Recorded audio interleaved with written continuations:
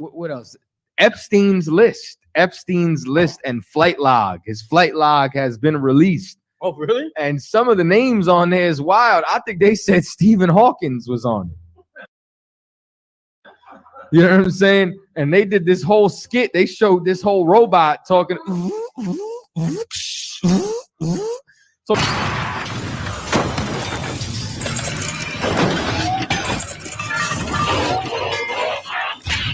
talking about how he done got to the island. Hey, yo, check it out.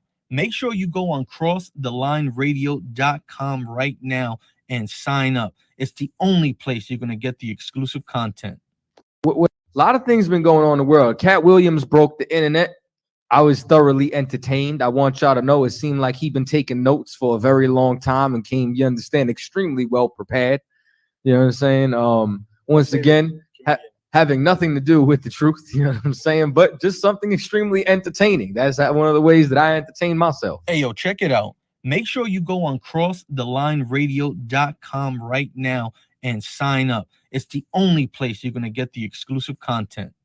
Shalom to everybody. Yes, I'm back. You know what I'm saying? Every time I'm off from the show a week, everybody's like, did he leave the truth? No. You know what I'm saying? Y'all, next they gonna be like, wait, what's going on? You know, Cap did the show alone now. Katazai doing the show alone. They not talking? No. Y'all gossip, man, like more than Wendy Williams. I don't know what's going on with y'all. Hey, yo, check it out. Make sure you go on crossthelineradio.com right now and sign up. It's the only place you're going to get the exclusive content. Captain Zaryak, I don't know if he's calling up. I don't know where he's at. You know what I'm saying? Captain Zaryak somewhere, you know what I'm saying? Somewhere in this world making oils. What's up? Is he Baptin Zaryak or Captain Zaryak today? It depends. You know what I'm saying? I think it all depends. I think he adjusts to the environment. You know what I'm saying? So if the environment starts going left, you get Baptin. You know what I'm saying? If the environment is copacetic, you get the captain. You know what I'm saying? It's entirely up to you. I believe the choice is yours. Hey, yo, check it out. Make sure you go on crossthelineradio.com right now and sign up. It's the only place you're going to get the exclusive content. Captain Zaryak, a lot of things going on in the world right now. You know what I'm saying? What are they called? The IUIC shall from now on be called the Lavender Lads. You know what I'm saying? Once again, coined by General Mahiman. Hey, yo, check it out.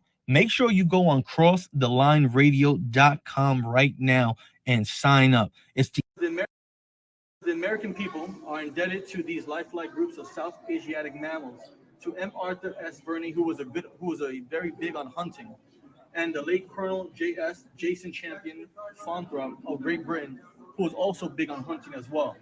It says from 1922 to 1928, Mr. Verney and Colonel Fanthrop made 6 expeditions into India, Burma, and Siam to collect and later donate to the museum this collection, which now stands in the finest and most complete exhibition of larger South Asiatic mammals in existence. So what these two individuals did was they went on an expedition to hunt and kill these animals just so white America can enjoy what other countries and the resources that they have, which is nothing unlike what the white man normally does. So let's thank Vernon and Phantom for killing these animals just so white America can be given this luxury. The American people, here in the Museum of Natural History, we have this little bulletin, this framing, giving thanks to 2 people who hunted and killed animals just so they could bring it here to the Museum of Natural History. It says that here in the Museum of Natural History, we have this little bulletin, this framing. Well, you were looking for hate. Way to go. Shut up, punk. Instead of being Mr. Funny Nigga, why don't you try being Mr. Help a Nigga go jump a nigga and get his chain back? Man, I gotta find a way to get it before Thugnificent finds out. Cap, wait, hold on. This question, hold on. This question, is it a logical just debate question? If so, then you can talk to Captain Tazariot. If it's a question with a little disrespect, there's a new guy in here called Baptin. Tazariot. Baptin a little burnt out. And Baptin got some homies. Well, you were looking for hate. Way to go. Shut up, punk. Instead of being Mr. Funny. This is Black Man Ruled Europe, Part 1. In 193 AD, yeah, I still say AD, 2 black men overthrew Rome and became the first black emperors. One of them was Severus Septimius, and the other one was Priscinius Niger. During this time, Rome was extremely unstable, and there was wars that was fought even between these two, all the way up until, you understand, Constantine took rulership. This is probably the most common image that you'll find of Constantine. However, this image has also been whitewashed. Right here, you see an image of whitewashing caught directly in the act. This is an actual image of Constantine and his mother, both of them being people of color. This image, as well as the other images in my previous videos, are all images that are found in the Russian icons. The majority of the series will be centered around this book, as well as whitewashing and the Black men who ruled Europe. Stay tuned for part 2. This is Black Men Ruled Europe, part 1. In 100.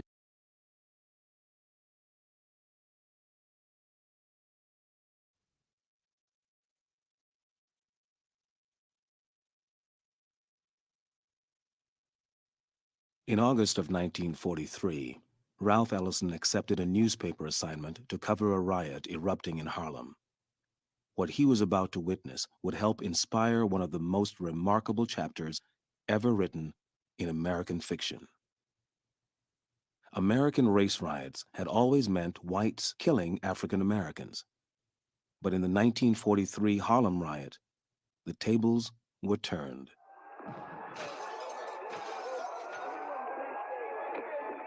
Exiting a subway in Harlem, Ellison heard not only crashing glass, gunfire, and sirens, but also the shouting of a great celebration.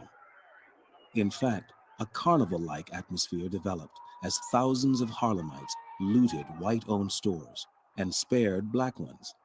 White mannequins were torn apart, limb by limb, as looters shouted, "I'm doing this for revenge." Ellison reported that the rioters were giving way to resentment over high prices, police brutality, and the mistreatment of World War II Negro soldiers. As in the actual event, Ellison's fictionalized race riot in Invisible Man foreshadowed a new black assertiveness, a boldness that would energize the coming civil rights struggle for racial justice.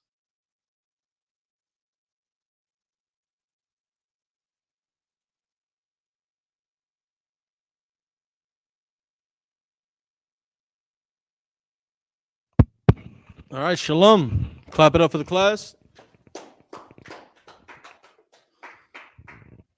I'm Priest Ashargapan of the Israelite School of Universal Practical Knowledge, started out of 1 West 125th Street, Harlem, New York.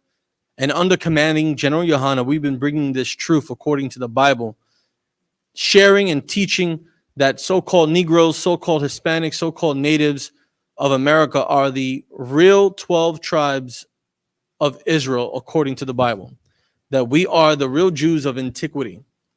We've been giving our people back their culture, their language, their identity, and teaching them what must be done to turn back to the Lord.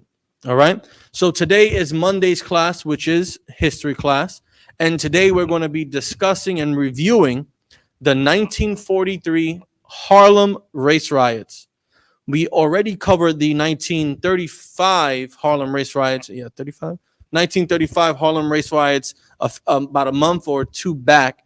Now we're skipping up, a couple of years forward to 1943, right? Now the video that you just saw was a little snippet of a video about an author who was asked to document some of the things that he witnessed in Harlem in 1943, which he also utilized to help create a book that he wrote, The Invisible Man. If you haven't already read it or don't know about it, make sure you go to the New York Public Library. Shout out the New York Public Library. Shout out the Schaumburg New York Public Library for Black research, if I'm not mistaken. Because also Hazahab, myself, Ashaya Allah, we all went to the Schaumburg Library here in Harlem on 135th and Lenox. Went all up in that treasure trove of Black artifacts and archives of all types of stories and documents. We're definitely going to be going there quite often here in Harlem to bring you some content that you may or may not have known about in regards to African Americans, specifically also in addition to Harlem, right? So Shout out to Schaumburg Library. We'll be visiting you more often, right? But I want to big up Officer Aisha Yalo, who's holding down Shamar and working the computer for me. Clap it up for Aisha. And I got Trooper Sha'afwan here in the building. Always good to see you, Good to see you here today. So before we dive into this, right? For everyone that's on YouTube, Facebook, Cross the Line Radio, Shalom. Yahweh Bashim Yashai broke a thumb to the brothers. Yahweh Shamar Alathan Bashim Yashai to the sisters. So does anyone have any ideas or know a little bit of information about the race riots that happened here in Harlem in 1943? You read Invisible Man? I've never read the Invisible Man. When and where did you read it and why? Years ago, I've known of it as a famous work of fiction in Black history, and I mean that book exceeded all expectations. I highly recommend it. So about the Invisible Man, do you know anything about what happened during the 1943 Harlem race riots? Just the vaguest outline. Okay. Did you know that prior or after reading The Invisible Man? Just based off finding out that and various other parts of that were based off his real experiences, but nothing beyond that. Okay. Well, we're going to dive into, I'm sorry, Sha'afwan, do you know anything about the Harlem race riots in 1943? Have you ever read The Invisible Man? No? Okay, listen. We're going to dive into this because when I was researching this about 2 months ago, after we did the class on the 1935 race riots, I couldn't help but just see a repeated pattern, right? Just like when we go into the race riots that happened in, I think, 64, if I'm not mistaken. Just like the race riots that ends up happening every 15 or 20 years, right? Especially with the race riots of George Floyd out there at Michigan or Minnesota, right? Just like when Eric Gardner was, I believe, was put in a deadly chokehold out there in Staten Island. How us Black and Hispanic people always end up coming together to riot, right? Now, unfortunately, in these situations currently, our brothers were unalived by police officers. And the first incident of the Harlem race riot in 1935, it was believed that a young boy, a young Black Puerto Rican brother, was unalived. All right. Here we're going to read something very similar, where it was thought and believed that a Black Army member was unalived in the process of trying to defend a Black woman. And he was allegedly unalived by a white NYPD officer. So if you can share the screen for the video. Not that one, not that one, not that one. Yes, history. That one. Perfect. And as you all may know already, I really like history.com. I grew up watching everything I could on the History Channel because I just loved history so much. So Tawada to everyone who saw fit to allow me to teach the history class. I appreciate the responsibility, and I hope to continue to bring forth good history material that can be used for edification purposes all over society, right? And shout out to my other brothers out there from the West Coast to Texas, all the way to the Midwest, that bring out great information on history because it is very much needed, especially in the zones that you're teaching in. Because growing up here in Harlem, right here in Spanish Harlem, living right here, a couple of blocks away, I had no idea about any of these riots before joining the truth, before joining the Israelite School of Universal Practical Knowledge. I had no knowledge about the riots that had happened here in Harlem, right? The most I ever knew was the civil rights movement. That's something that was taught to us in school. Martin Luther King, whose birthday is coming up next Monday, which we're going to demolish and destroy, right? We learned about Rosa Parks. We learned about Malcolm X. But we don't get taught information like this, especially being a resident in Harlem, growing up in Harlem, being born and lived here in Harlem. So let's get right into it. All right. So this is the History Channel, history.com, and we're gonna go over and dive into some great information about the 1943 Harlem race riots. Oh, well, actually, before you do that, just scroll back up. Let's read the title, please. How the police shooting of a black soldier triggered the 1943 Harlem riots. So we're about to learn about how this police officer, a white man, shot or used his firearm against a black soldier, right? And how this event triggered this whole race riot that lasted for about a day, 12 hours, right? From August 1st to August 2nd. And we're going to learn about some major players in here, like Mayor LaGuardia. We're going to learn about some of the people that were involved in this particular incident. And we're going to just help strengthen the idea that Black and Hispanic people and Native Americans have a continual pattern of unleashing our frustration when we reach a pinnacle of oppression here in this society, right? And it doesn't just happen here in New York, but it happens all over the states of the United States. It happens in Canada to our brothers and sisters. It happens in Central, Caribbean, and South America. Wherever Black, Hispanic, Latino, Native American people are at, there's always a climax and the tip of the iceberg where we just unleash our frustration, and this TNT explodes because of a spark. And we're about to read about the spark that unleashed this explosion of TNT. Please read. In 1943, the United States heavily engaged in the fight against Nazism and fascism in World War II. So here, setting the scenery, so you can get the image, the atmosphere, the environment of what's going on. This is in the middle of World War II, right? Where American forces have joined the Allied forces to fight against the Führer of Germany, right? Hitler. And we're battling against the Nazis, their political beliefs, their agendas, right? This is what America is doing. And at the same time, we're living here in the States under oppression, thinking that we are Americans, even though we have soldiers over there fighting this war on the side of America. All right, so please continue.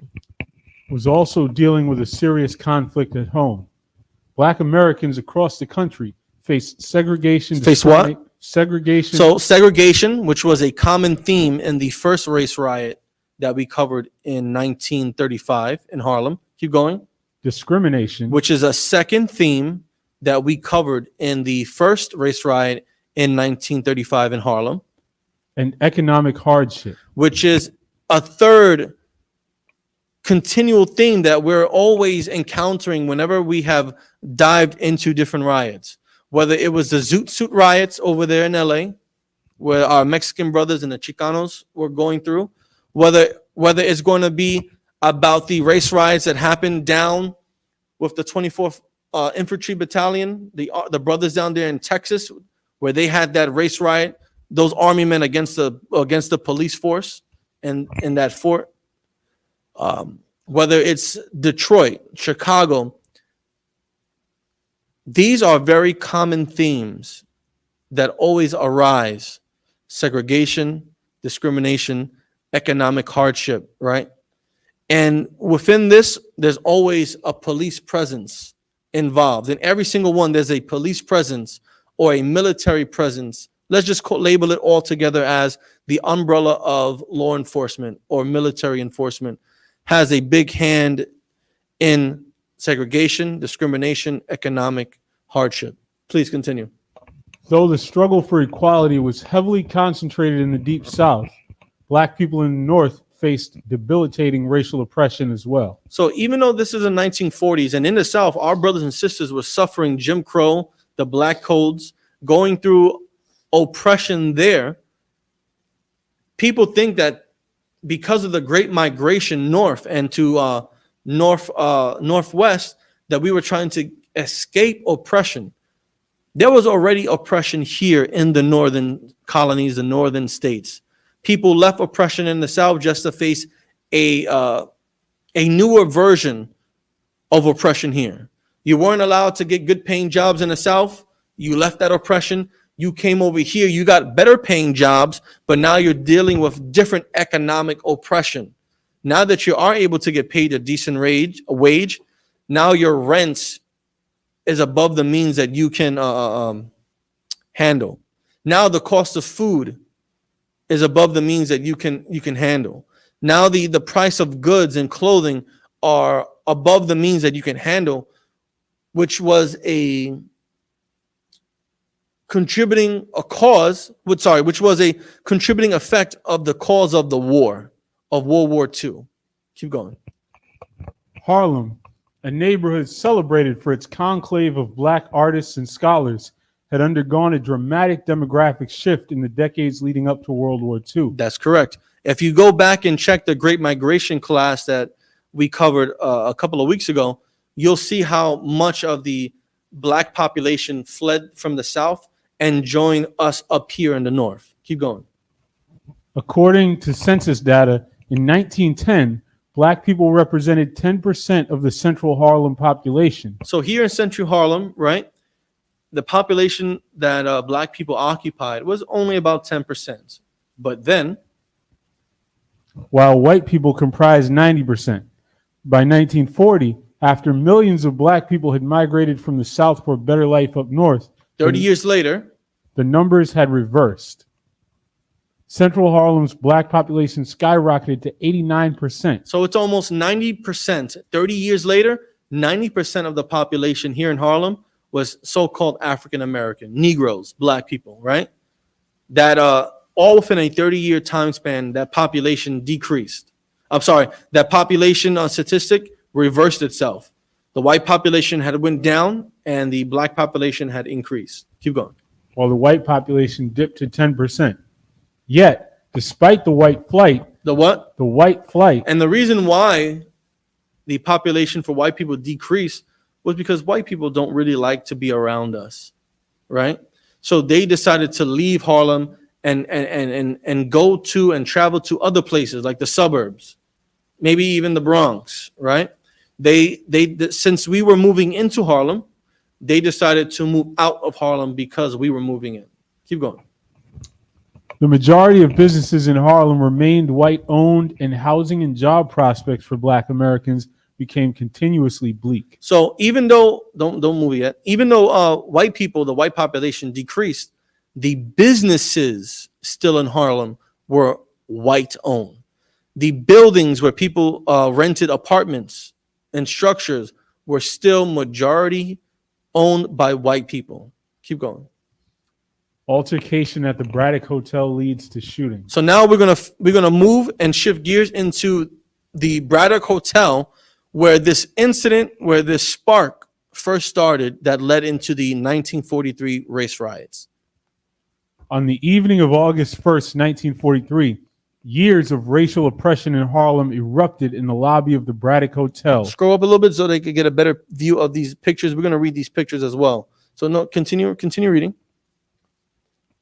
Read the picture caption? Please. On the evening of August 1st, 1943, years of racial oppression erupted into riots in Harlem after a white police officer fired a gun at a black soldier in the lobby of the Braddock Hotel located on West 126th Street. So that's not too far from where we are located right here. That's also even closer to the camp spot that we have on 125th and Lenox. Keep going. Overturned and blazing, this car was one of many that were wrecked during the unrest that swept through the northern Manhattan neighborhood. Next. A rumor rapidly spread that the white police officer had shot and killed the soldier, when in fact he was treated for a superficial wound. Crowds of Harlem residents, unaware of the truth, gathered around the neighborhood enraged that a white patrolman had killed a black soldier. More than 5,000 policemen, firemen, and soldiers moved into Harlem after a night of rioting. Suspects in Harlem are shown at the front of a truck as police drive them to jail. A line of police officers arrive at West 123rd Street to relieve those who had been on duty throughout the previous night. The rioting, which was contained in Harlem, lasted for 12 hours. 6 black residents were killed by the police and approximately 200 were injured. Damage to stores was estimated at $5 million. A young person is escorted out of a police car, one of 360 held in connection with looting and rioting in Harlem on August 2nd, 1943. During the 1943 Harlem riot, the owner of this clothing store posted signs to show it was owned by an African American in the hopes it would be undamaged. Residents of Harlem were quick to volunteer their services to help restore order to the district on August 2nd, 1943. Major Samuel J. Battle in uniform and Edward S. Lewis, executive secretary of the New York Urban League, pinned auxiliary armbands on the volunteers. So these are just some pictures that were attached to writings that describe them. But now we're going to go into the actual story. Please continue. On the evening of August 1st, 1943, years of racial oppression in Harlem erupted in the lobby of the Braddock Hotel located on West 126th Street. So this happened at the Braddock Hotel, which no longer stands in Harlem, right? Continue. Once a popular destination for black celebrities and musicians in the 1920s, the hotel had declined in stature and developed a reputation for prostitution. So during the Harlem Renaissance, this particular hotel was famous for hosting all types of black musicians and artists. It was a bustling, and if you can just imagine, let's just take it for example, the movie Harlem Nights, right? With Eddie Murphy and a couple of great other black actors and comedians. It was something to that effect, where you had musicians coming, performing, black people coming and enjoying themselves, right? However, as the years progressed, it ended up falling into economic hardship, right? Which then led into prostitution, where our beautiful sisters thought that the only way they can support themselves was to engage in prostitution. And then you had brothers, of course, who took advantage of this and promoted this prostitution amongst our sisters. Keep going. That night, a black woman named Marjorie Polite checked into the establishment. So now we have our first person in this narrative, Marjorie Polite. Now, it doesn't say whether she was a prostitute or not. I don't want to look at her in that light because there's no sign or facts to state or support that she was. She was just someone coming to stay at the hotel. Continue. Unhappy with her room, Polite requested another one, but it too didn't meet her standards. So she checked into the first room. The room wasn't good enough to sleep in. Now, I don't know about you, but when we travel, we want to make sure that the rooms that we're staying in are up to par in terms of cleanliness, hygiene. Everything is taken care of. We're not sleeping on dirty sheets. The tub and the toilets are all cleaned, right? So Marjorie wasn't happy with the conditions of the first room. So she requested to swap to another room, which that also failed her desire for this room, her accommodation. Keep going.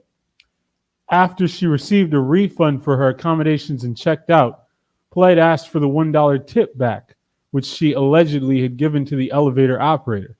After he refused to return it, Polite began to argue. So the story goes that she did end up getting a refund back, and she also requested to have the tip returned back to her that she gave to the elevator operator.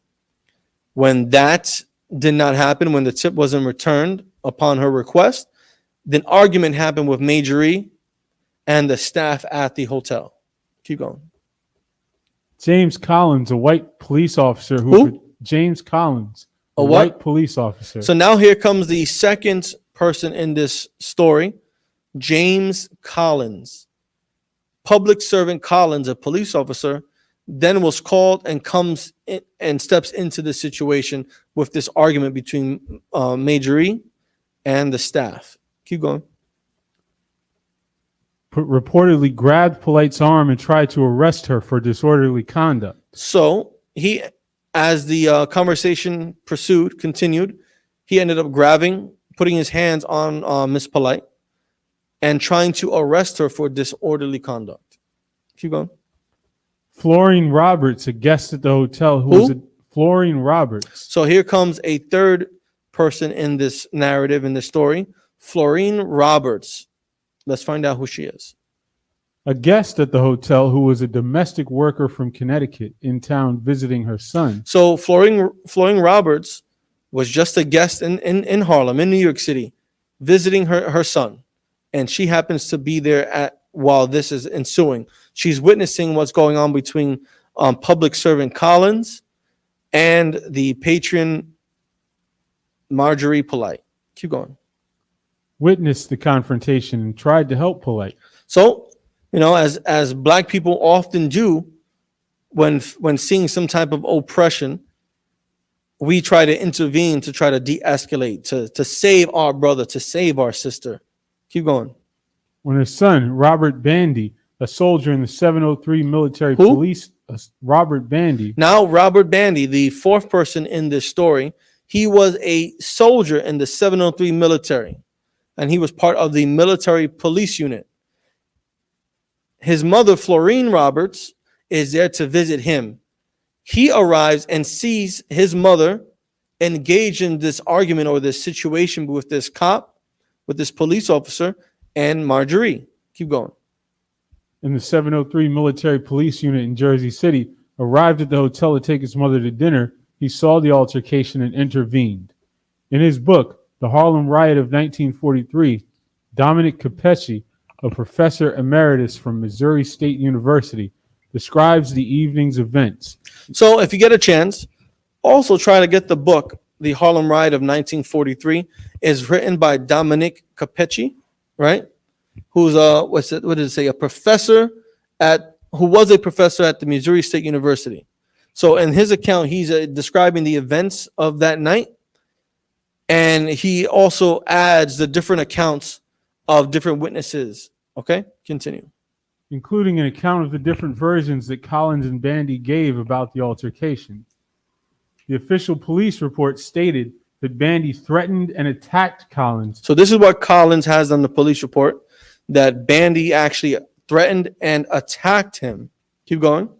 Who in turn shot Bandy in the arm. And in that case, police officer Collins ends up drawing his weapon and firing his weapon at the military police soldier, Robert Bandy.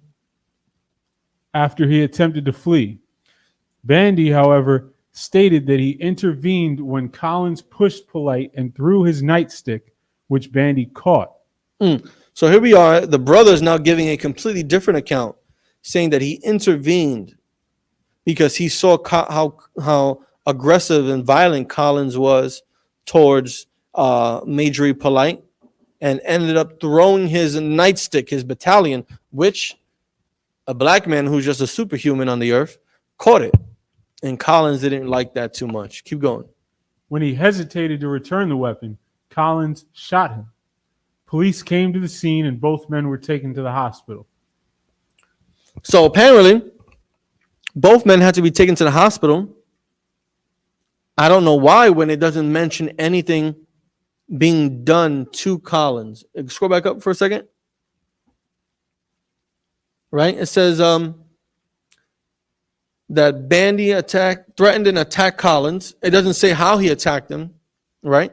We would have to figure out and dig deep into the police report to actually find out what Collins states as being attacked. But at the end of the situation, both police officer Collins and military police officer Bandy were taken to the hospital. Continue. Rumors sweep through Harlem. Now, this is the spark, right? This was the what do you call that string, that wire that's connected to a bomb? Fuse? The fuse, is it called a fuse? I think so. All right, okay, sure. The fuse, this was the light that lit the fuse, and these rumors was the fuse burning out until it came down to the actual TNT and exploded. These rumors, just like the rumors of the young black Puerto Rican brother that was said to have been unalived by the police in that store back in 1935. You can say something? No. Continue. A rumor rapidly spread that a white police officer shot and killed Bandy. And that's how it started. So this is 1943. From 1935, that's only about an 8-year difference, right? If I'm not mistaken, 8-year difference. Back 8 years ago, it says that police officers had beaten and unalived a young colored child, and here 8 years later, it says that a police officer has shot and unalived another black man. This rumor is what ignited and caused this massive explosion that swept throughout Harlem for about 12 to 15 hours. Keep going. When in fact he was treated for a superficial wound. Crowd. So, hospital reports would reveal that no deadly harm was put upon Bandy. It was just superficial wound, something that was non-life threatening. Right? Keep going. Crowds of Harlem residents, unaware of the truth, gathered around the neighborhood, enraged that a white patrolman had killed a black soldier. And here we go. This is how it starts. Now, don't think this rumor is what caused this rage in the community of black people. It's not. It's the fact that these people were being oppressed way before that. It's the fact that these people were being discriminated against by the police force here in New York City, in Harlem. It's the fact that it was extremely difficult to get jobs and have economic and food security, especially during this time of World War II. This was just a buildup of many things that were going on in Harlem at this time. And this was just the icing on the cake to find out that a white police officer had unalived another black man. Keep going. The unconfirmed rumors swept like a wildfire across Harlem, says Michael Flam, a history professor at the Ohio Wesleyan University and author of In the Heat of the Summer, the New York Riots of 1964 and the War on Crime. They ignited a tinder that was already existing in the community. What does he say? They ignited a tinder that was already existing in the community. So like I said previously, this was something that was already happening within the community. Keep going. There was frustration in the sense that black Americans were fighting and dying to win a war against fascism overseas. So think about it, right? This is the idea. Black Americans joined the United States Army, was shipped and flown out to Europe to fight against Germany and the Nazi regime under the Führer Hitler, right? They're giving their lives in this war for a cause that has nothing to do with them. Hitler and the Nazi party and the army was not fighting against black people in America. They were going against the other European countries that had power there, that helped allow the Jewish man take over Europe, specifically starting with Germany, because that's why Germany ended up being part of World War II. So black Americans were being flown and shipped over to Europe to engage in this war where they had no dog in that fight. There was no cause for black Americans to participate in this fight other than the idea and hope that if they did, they will be accepted by white America, which we always know after repeated accounts that will never happen. Keep going. While racism remained unchecked in the United States. So you get that? You're trying to fight for the equality of Jewish people over there. You're trying to go liberate all these other white countries that have been conquered by Hitler and the Germans. But back home, you're being conquered and oppressed, and you don't have liberty against white people here in the land that you are living in, but you're going to fight for the liberty of white people in a land that you're not from. Keep going.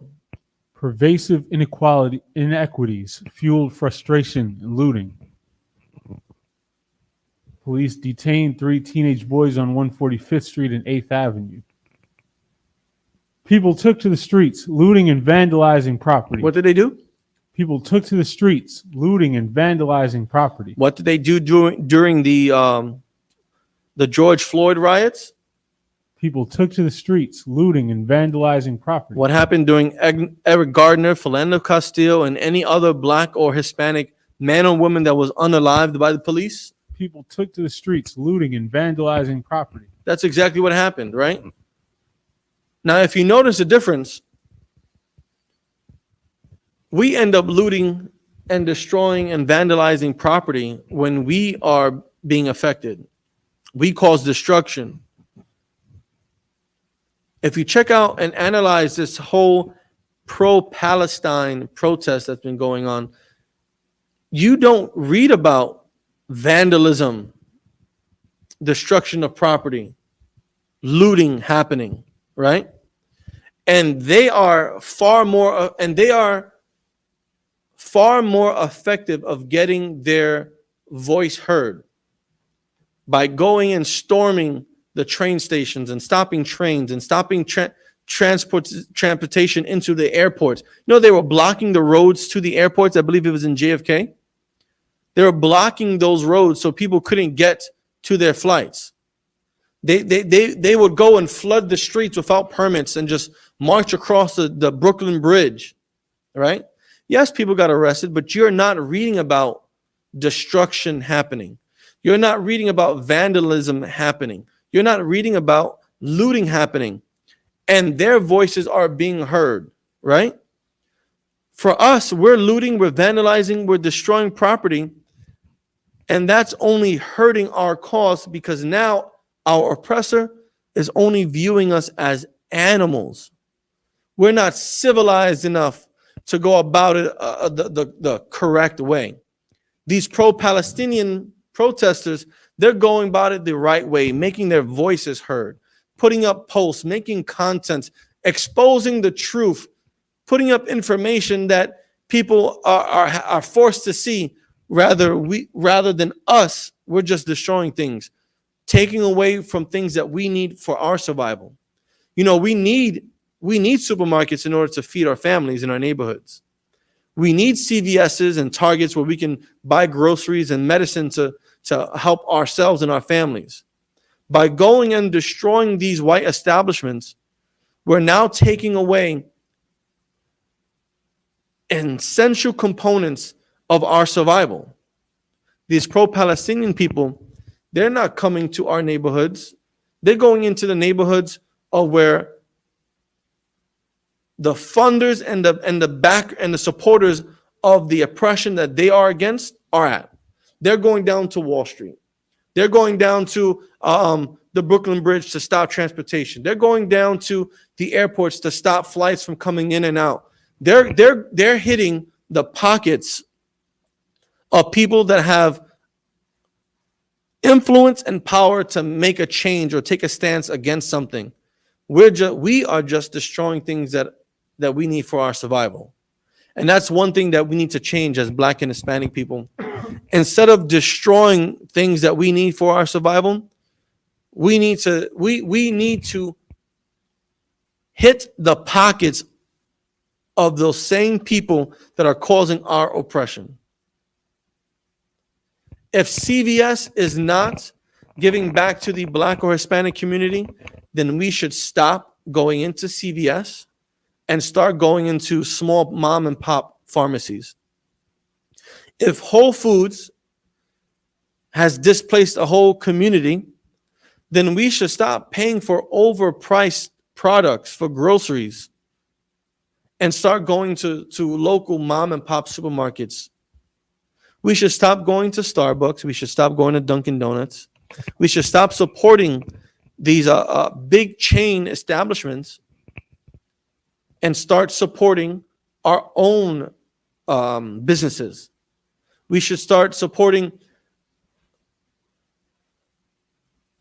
infrastructure that will guide us to better economic freedom, better societal freedom, better political, better roles and seats in political power, we should start coming into the Israelite school of universal practical knowledge, and you will have a better sense on how you can do these things.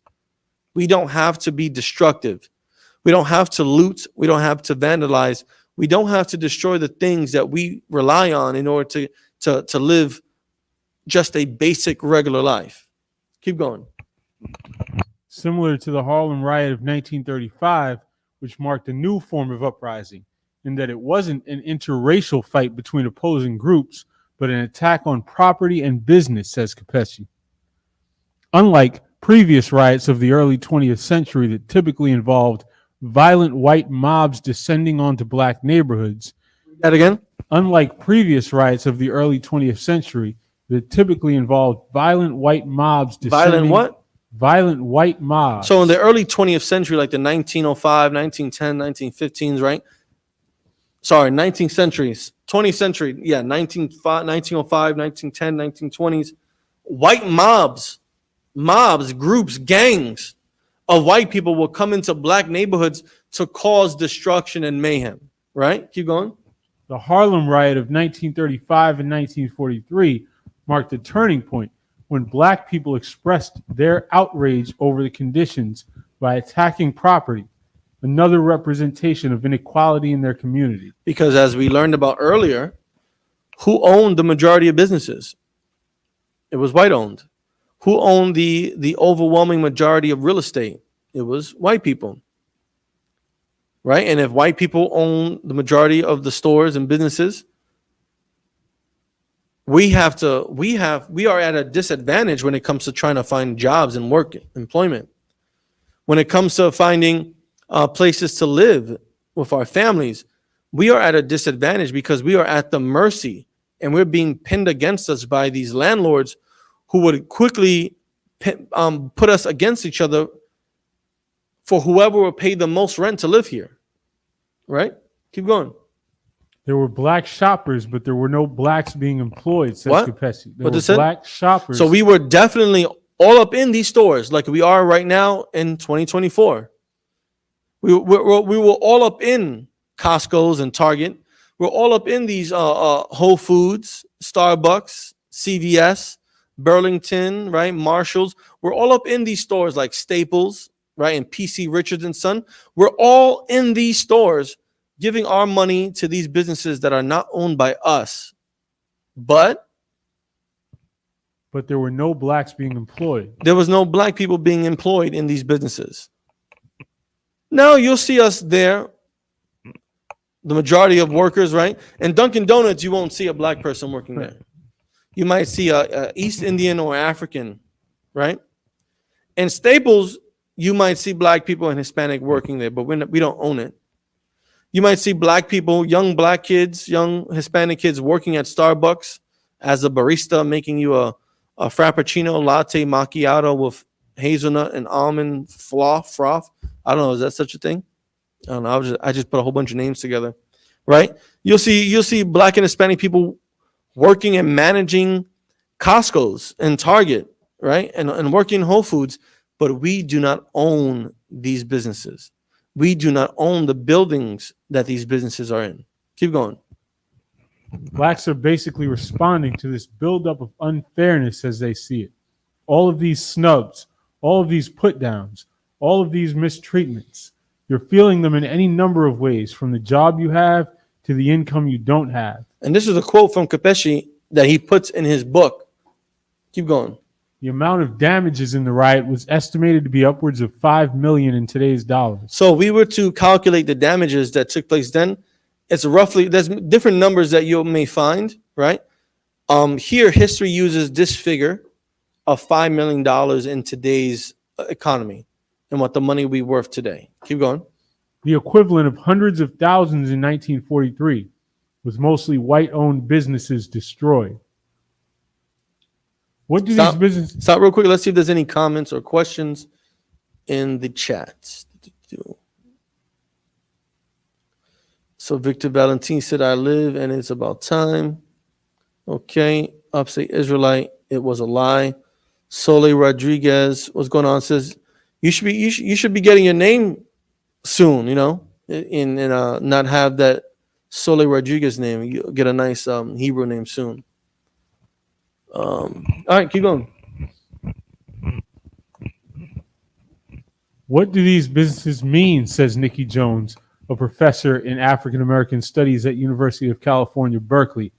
They could be seen as a symbol of the exploitation, both economic exploitation and social exploitation, another place in which black people are alienated and excluded. New York City Mayor Fiorello LaGuardia. Who? New York City Mayor Fiorello LaGuardia. There goes LaGuardia again. He was involved in the 1935 race riots and commissioned that report that was to be written. Keep going. Who had already mandated riot training for city police in response to the devastating riot that had occurred in Detroit months before, deployed 6,600 police officers to Harlem, who were joined by 8,000 National Guardsmen and some volunteers. The rioting, contained to Harlem alone, lasted for 12 hours. 6 black residents were killed by the police and approximately 200 were injured. Harlem would experience another riot in 1964. All right. So this was us covering the 1943 race riots, right? Now we can get into some scriptures. Can you look up this scripture to go down to Egypt? Let me look for it as well. Hold on one second.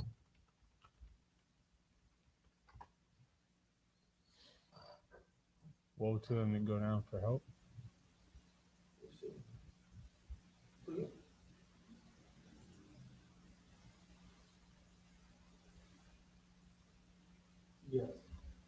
All right, let's put that up on the screen. Let's read that.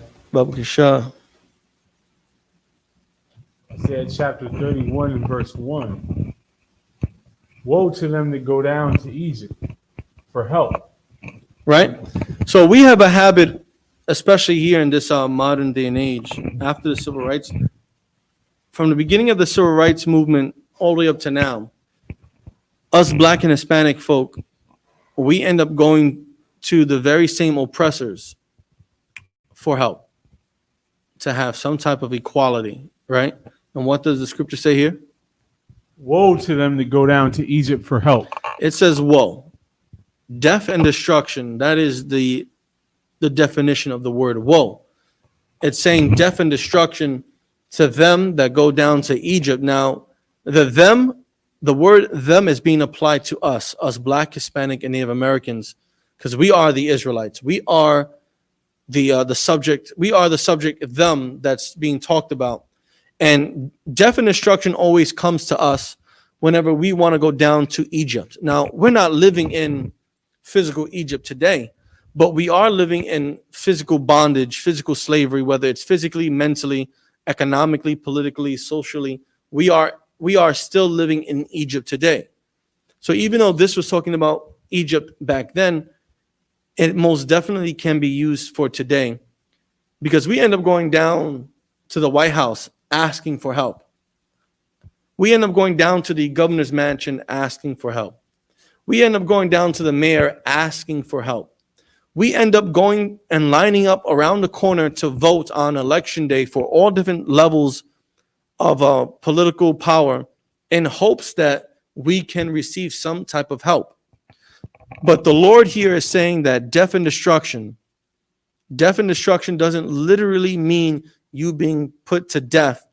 It could mean you suffering oppression like we have been suffering here. It could be you having no political power. It could be you having to deal with and live with segregation and discrimination on all forms of level, whether it's employment based, whether it's societal based, your neighborhood based, educationally based.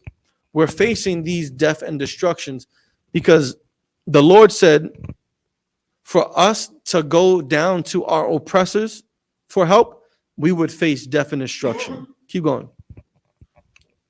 And stay on horses and trust in chariots because they are many. So we look at the United States government and see their military might.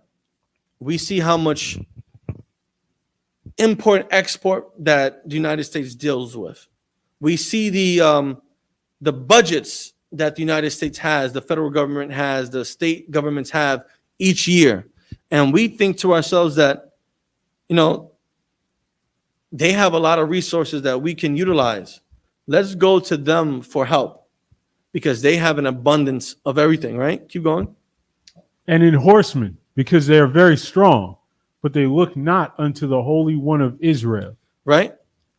But they look not unto the Holy One of Israel. That's talking about us. That's talking about us, Black and Hispanic men, women. Instead of us looking towards the Lord, we want to go to our oppressor for help. When here it's speaking about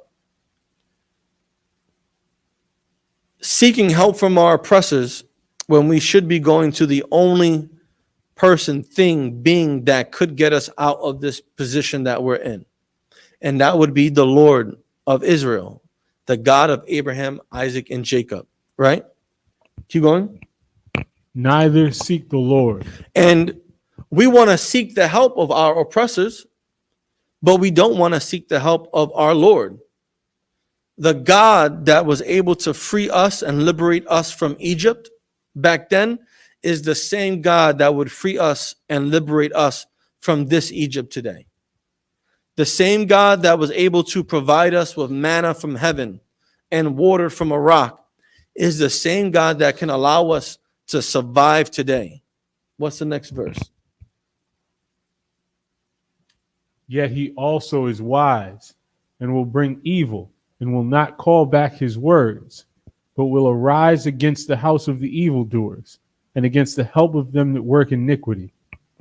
Keep going. Now the Egyptians are men and not God, and their horses flesh and not spirit. When the Lord shall stretch out his hand. Go. Okay, you can stop there. Go to I don't want to get into that. Go to Deuteronomy chapter 28. We'll go to some milk scriptures here to help further drive this point. You can start at verse 1. Deuteronomy chapter 38 and verse 1. And it shall come to pass, if thou shalt hearken diligently unto the voice of the Lord thy God, to observe and to do all his commandments which I command thee this day, that the Lord thy God will set thee on high above all nations of the earth. What would he do? Set thee on high above all nations of the earth. So here is talking about Moses giving us laws and commandments from God. And the only thing that God expected and commanded of us was to obey him, to give him our obedience. And with that obedience, we were to obey and keep these laws, statutes, and commandments that he provided to us, which would help us in every fraction of life. Anything you could think about life that regards to us, we would be taken care of. Food, our crops will be allowed to grow abundantly. Our calves and our sheep and lambs will grow fat and have many children, right? Economic based, we would have businesses. Brothers could have their own apple and orange orchards and fields. We would be able to grow abundance in potatoes.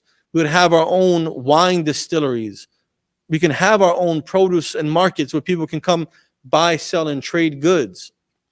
If we were to just listen to the Most High when Moses gave us the order from God, we would have strong military presence on this earth that no one could ever come against, for fear of not just us destroying them, but the Lord destroying them.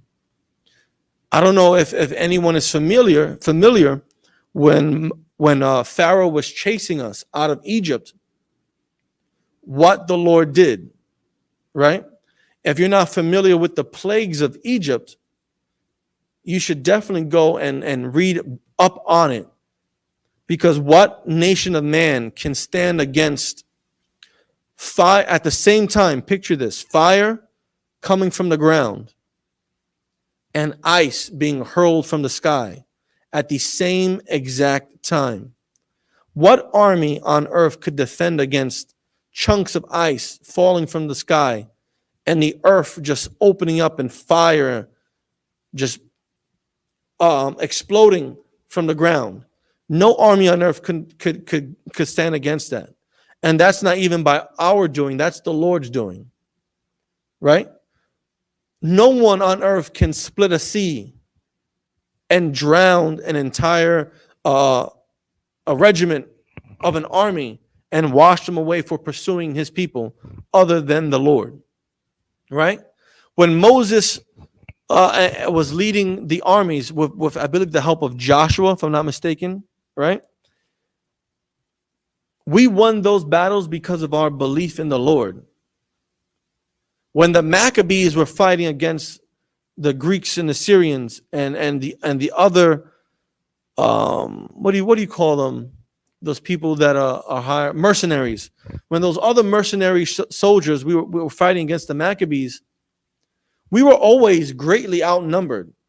We were always greatly outmatched. We had inadequate weaponry, but we were still winning those battles because we believed wholeheartedly on the Lord, right? And if we were to just have obeyed the Lord like Moses told us to, we would not be in this position that we are in right now. We would not have to worry and read about historical events like the Harlem race riots of 1935, 1943, and I think 1964. We would not have to learn about race riots, about our people trying to get freedom from oppression at all. Unfortunately, the reason why we are facing oppression and the reason why we do have these race riots is because of verse 15. If you can read verse 15, please. Deuteronomy chapter 28 and verse 15. But it shall come to pass, if thou wilt not hearken unto the voice of the Lord thy God, to observe to do all his commandments and his statutes, which I command thee this day, that all these curses shall come upon thee and overtake thee. Right? This is what actually happened. We did not listen to Moses. We did not want to obey the Lord. So because we did not want to obey the Lord, because we refused to listen and to hearken, we were put on the bottom of society. That's the reason why we are under oppression. That's the reason why Black and Hispanic people and Native Americans are oppressed, are continually trying to fight for our rights, for our freedom, for our pursuit of happiness and liberty, because we decided to disobey God, right? Now let's read some of these curses for people that are not familiar with the curses that are in Deuteronomy 28, right? Let's start with go to verse 21. Read verse 21. Verse 21. The Lord shall make the pestilence The cleave. what? The pestilence. Pestilence are diseases. Pestilence is HIV. Pestilence is AIDS. Pestilence is all types of sexually transmitted infections and diseases. Pestilence is the different variations of cancer. Pestilence is having high diabetes.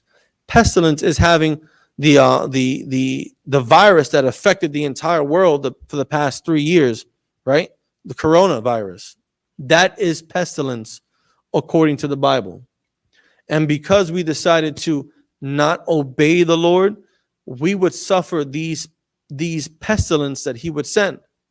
That's why Black people and Hispanic people suffer the most when it comes to cancer, diabetes, high blood pressure, AIDS, and HIV.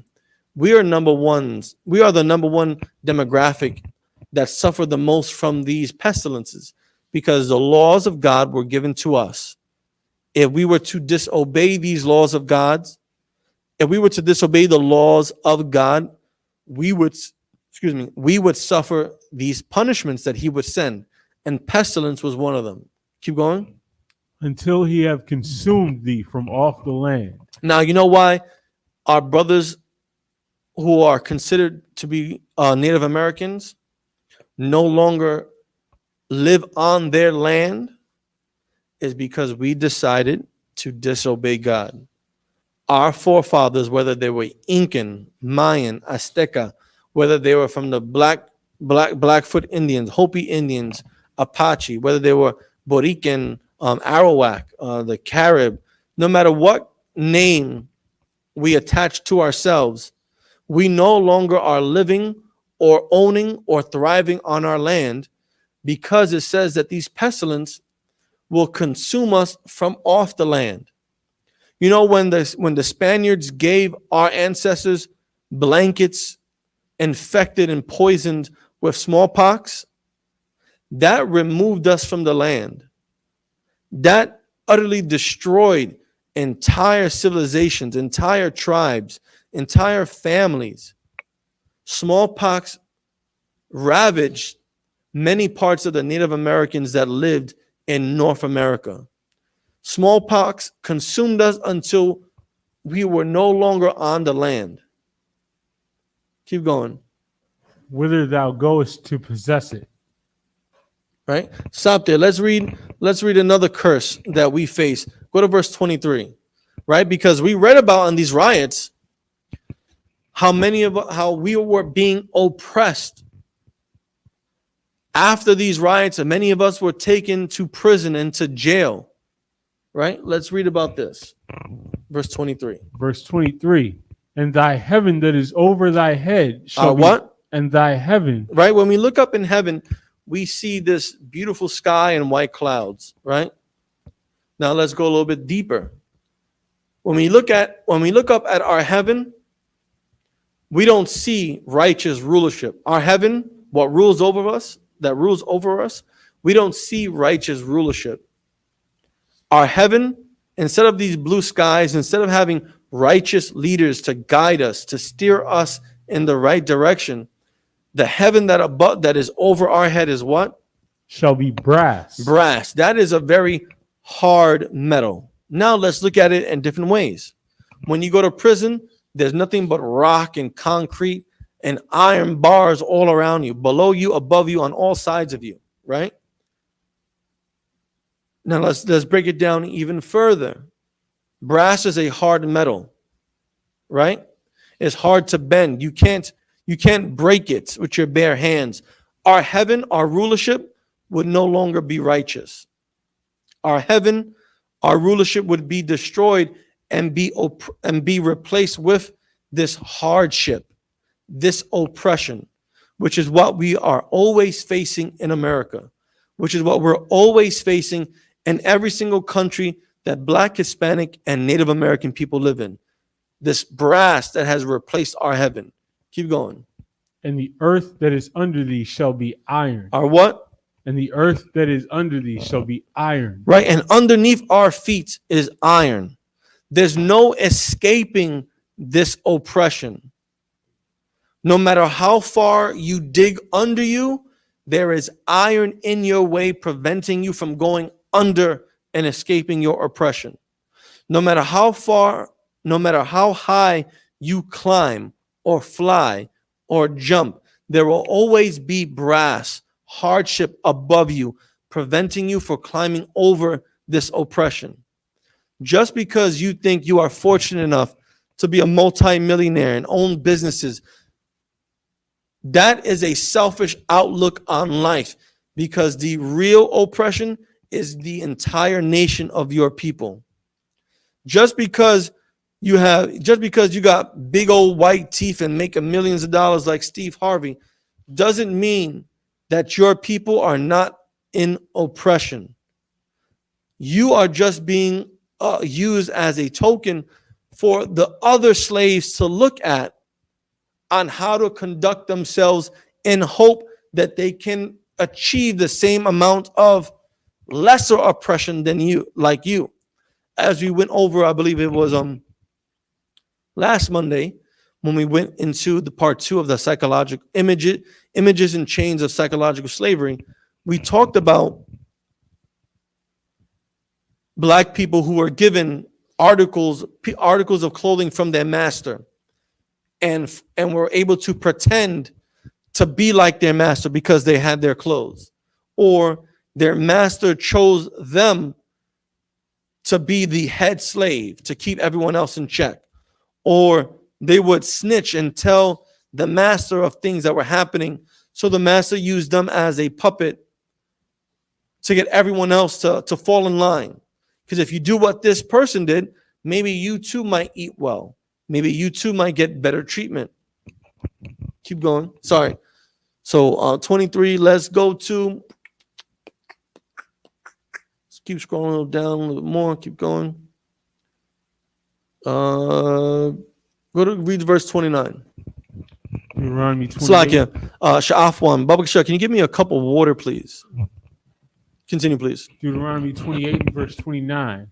And thou shalt grope at noonday. Shall do what? Grope at noonday. Now, what is noonday? Can anyone tell me what noonday is?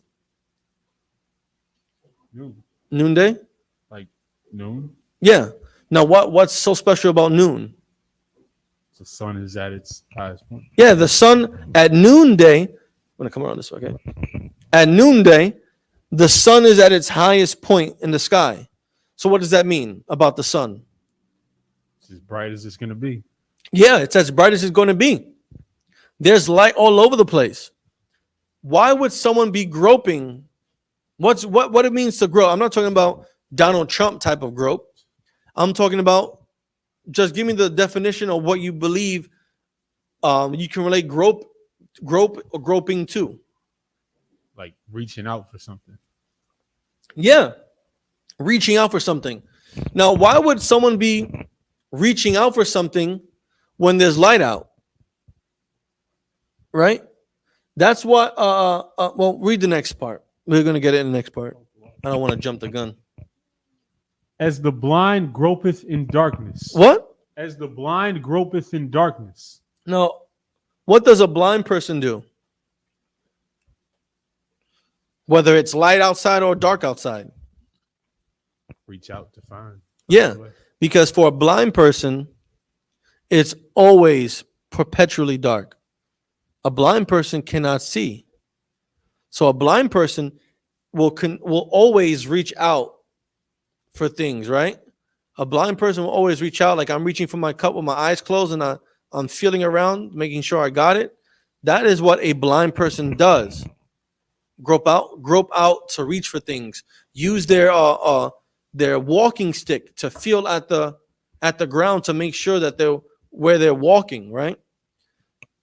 This curse is saying that we would do the same thing that a blind person does. So a blind person can't see and it's always dark and they're groping and reaching out for things. We would be just like that blind person. The only thing is we can see. The only thing is that there's an abundant amount of light. The sun is out there shining, but we're still groping around as if we are blind. Keep going. And thou shalt not prosper in thy ways. We shall what? Not prosper in thy ways. No matter what we did. So before we get there, right? The reason why we're groping around in noonday is because we are blind. Not physically blind like our eyes cannot see, but we are blind. We are blind because we think every other way that is not of the Lord, we can do and succeed. So we're groping around, right?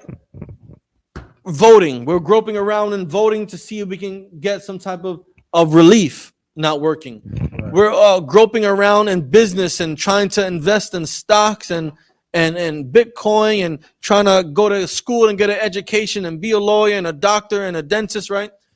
We're not succeeding. We're groping around and trying to join Esau's military and maybe we can get rank and come back home and be respected by our white counterparts, and we're not succeeding. Instead of just turning around and walking towards the Lord, because that's what we can see. We can see in this Bible everything we need to succeed. We don't have to grope around when it comes to this Bible. We can just open the Bible, read what the Lord wants us to do. It's plain, it's clear, it's simple. There's no groping or having to fidget or feel around for what we think may bring us success. This is the key to end our oppression and our suffering. Keep going. And thou shalt not prosper in thy ways, and thou shalt be only oppressed and spoiled evermore. And we're not prospering, and nothing that we do. We're not prospering. We got rumors of black men having to wear a dress in order to make it in Hollywood. You know, we got black men and Hispanic men having to sell drugs in order to prosper, only to be thrown in jail, be unalived, have our children grow up without fathers, right? Poisoning our people. We're not prospering in nothing that we do. It says, and thou shalt be only oppressed and spoiled evermore. In 1943, they were oppressed. That's why they had this second riot in Harlem. They were being spoiled and taken advantage of. They were being spoiled, and they had to resort to looting in order to get the things that they felt that they desperately needed and wanted, and that was owed to them. And read the last part. And no man shall save thee. Listen, no man came to save us. No man came to save us, because since these riots in Harlem, none of these people have turned to the Lord except for us here in the Israelite School of Universal Practical Knowledge. Now, me, I wasn't born in 1943. I wasn't born in 1935. I did not live, me, Ashar Gapan, did not live through these race riots. But I was born here in this time, and I'm here with you brothers here in the Israelite School of Universal Practical Knowledge, just like many of our brothers and sisters watching this class right now. We have been saved because we decided to open up this book, read this book, and accept that this is the only way for our salvation. We know that there's men that are out there to save us. Those are the same men that have been speaking on the street corner since 1969, telling us that blacks, Hispanics, and Native Americans are the real children of God, telling us that we need to obey these laws of God, telling us that we need to leave our oppressors alone. Right? With that, go to Isaiah. Hold that. Open up another Bible tab and go to Isaiah 30, Baba Kasham. Right? Because there is a way for us to prosper. There is a way for us to get out of this oppression. There is a way to stop us from being spoiled, right? But we have to do this. Start at verse 1. Isaiah chapter 30 and verse 1. Are you sharing it? Go to StreamYard. What are you sharing right now? Go to StreamYard. Okay. Woe to the rebellious children. It says death and destruction to rebellious children. Our people are extremely rebellious because we want to do everything other than turn back to the Lord. Keep going. Saith the Lord, that take counsel, but not of me. Because we want to go take counsel of everyone else that is not put in a position to give counsel. Right? The Lord is not here physically with us to give us counsel, but the Lord has established men that do his will, that say the things the Lord will want to be said, that do the things the Lord will want to be done. We're not going to those men of the Lord to get counsel. We're going to the mayor, the governor, the assemblyman of your district, the congressman of your district, the senator of your state. We're going to the CEO of Amazon to fight for better wages. We're trying to form unions, right? We're going to everyone else for counsel except for the Lord. Keep going. And that cover with a covering, but not of my spirit. And we try to put on the covering of all these other ways of life, thinkings, philosophies, ideologies. We're trying to fit in all these different areas. But these coverings, they're not of the Lord.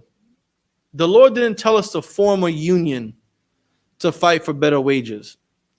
The Lord didn't tell us to go down to D.C. and protest to have equal rights. The Lord didn't tell us to do that. That is not That is not the spirit of the Lord. Keep going. That they may add sin to sin. Because all we're doing is adding sin to sin. Keep going. That walk to go down into Egypt. And we walk to the police precinct. We walk to the mayor's office. We walk to the governor's office. We walk to the White House. We walk down to D.C. We walk down to Congress. We walk down and protest in front of Macy's and Nordstrom's and Amazon. We protest and march all over the place, right? And Keep have going. not asked at my mouth. But we have not turned to the Lord and asked what he requires from us, so that way we can acquire his assistance. Keep going. To strengthen themselves in the strength of Pharaoh. And we just want to be strong with the strength that the president can offer.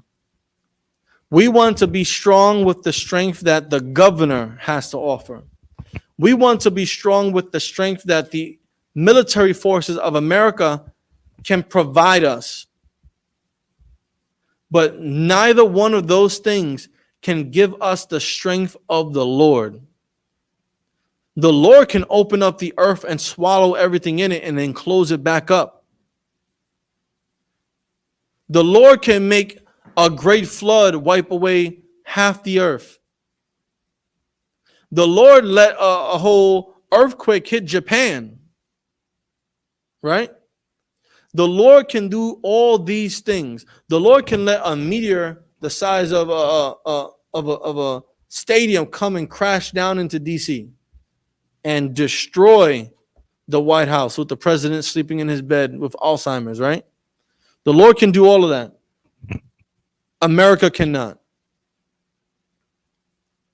America can try to imitate these things, but its power is of a extremely and far lesser effect than what the Lord can do.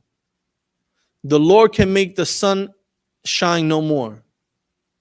The Lord can make all the stars disappear. The Lord can let all the oil that's in the earth come up to the surface to get rid of every clean drinking source of water, right?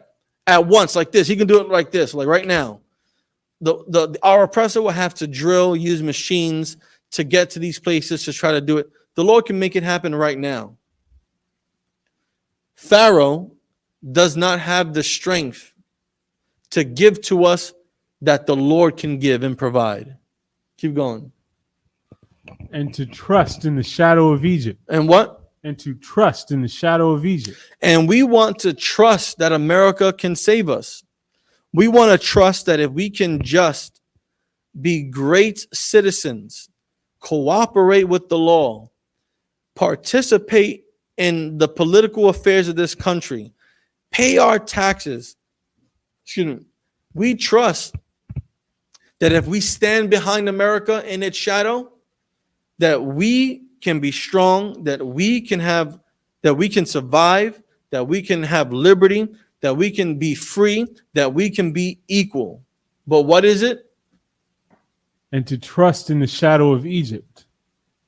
Therefore shall the strength of Pharaoh be your shame. It will be our what? Your shame. It will be our shame, right? The strength that America has to offer us will be our demise.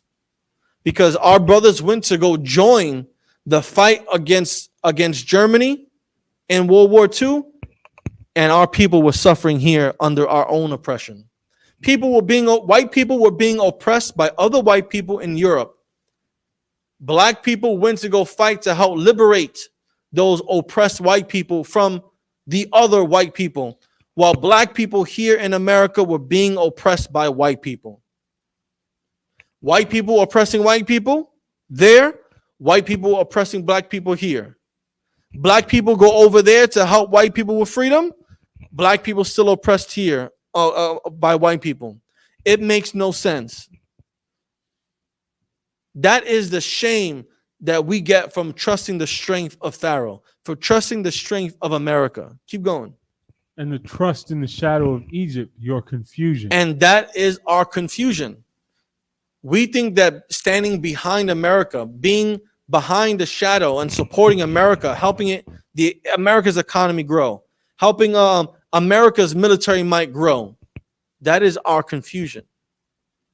We're confused by thinking that is the way for us to get some type of strength, right? When our real strength comes from the Lord. That is where our real strength comes from. There's no confusion with that. There's no confusion with not marrying the daughters of other nations, right? There's no confusion with that, because if we did that, then we know that our children, one, will not look different, will not have a confusion of faces, will not be speaking half the language of our people, will not be halfway into the religions and false beliefs of their mothers, right? If we would not have any type of confusion if we kept our dietary law, if we did not eat pig, if we did not eat shrimp, crab, and lobster, all these different animals that we now know are bottom feeders and are absolutely disgusting, right? We would not have to worry about cancer, diabetes, high cholesterol, high blood pressure, right? If we did not sleep with whores, if our women weren't used as whores, we would not have to worry about HIV, chlamydia, gonorrhea, AIDS, right? We would not have to worry about that. If we kept our temple clean, we would not be addicted to opium, marijuana, crack, cocaine, right? Fentanyl, methadone. We would not have to worry about the addictions that our people face today to these type of substances. There'll be no confusion. There would only be a clear, bright path to what is absolutely necessary for our survival, right? Let's see. Any questions? Let me see if there's any question in the chat. Anything in the chat? Soul said, concert. Lord, allow that will happen soon. Yep, most high in crisis. Lord, allow that to happen soon. Scroll up a little bit. Okay. All right. You know what? We are done with today's topic. Before we end class, Sha'afwan, any comments, any questions you have about today's lesson? History. Face the mic towards him, Babu Shah. Learning the history of what our lives used to be in all these years is very deep. Aisha. It's heavy learning about all these different riots and so many instances where the white man has shown himself to be the devil over and over and over and over and over and over. All right. And with that, this is the Israelite School of Universal Practical Knowledge, started out of 1 West, 125th Street, Harlem, New York, under commanding General Yohana. This has been the ISPK Monday night history class. I am Priest Ashar Gapan, joining me with Officer Aisha Yala and Trooper Sha'afwan here in the building. To everyone that's on the chat, on the live, to my brothers, Shalom, Yahweh Ba'ashim Yashar Bogatham. To my sisters, Yahweh Shamar Alatan Ba'ashim Yavashai. Shalom.